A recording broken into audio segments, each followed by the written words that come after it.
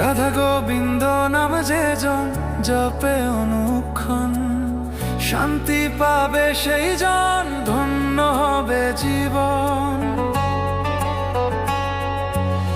রাধা গোবিন্দ নাম যে জন জপে অনুক্ষণ, শান্তি পাবে সেই জন, ধন্য হবে জীবন।